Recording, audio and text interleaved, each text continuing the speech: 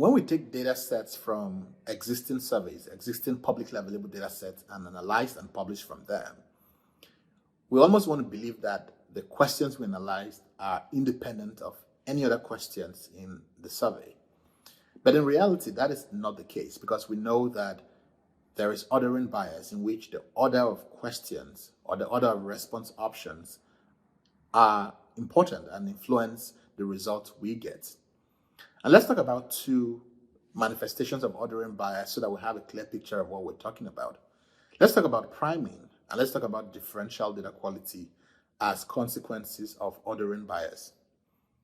Priming is when an earlier question influences the outcome of a later question. So for example, I might have a question in my survey that asks participants, what is your political affiliation? Are you Republican or are you Democrat?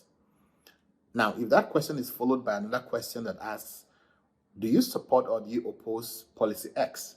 Where policy X is this very controversial policy that is highly partisan. Of course, we'll expect that by asking them their political affiliation first, we've now primed them to answer the second question a certain way. So that's what priming is all about.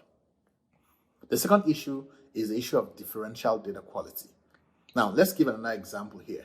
Let's say we ask participants, of the following 100 vehicle types or types of cars, which are your favorite? We have a problem with that question now, because the list of options are so long, the list is so long that we wouldn't expect participants to truly read through each of these 100 items and give us an honest answer. Most people will just read the items at the top and then answer accordingly. So here you have answers that are not truly reflective of their true preferences, but just reflective of what was at the top versus what was at the bottom, where we have the items at the top being favored or more likely to be chosen than the ones at the bottom.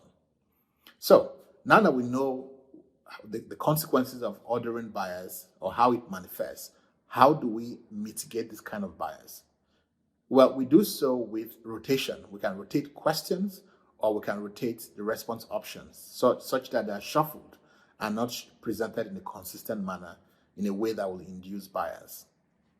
The Chisquares platform allows you to very efficiently and very easily implement ordering or rotation of questions. You can rotate the questions, you can rotate response options as well. And that way you can mitigate the kinds of biases that creep into your survey.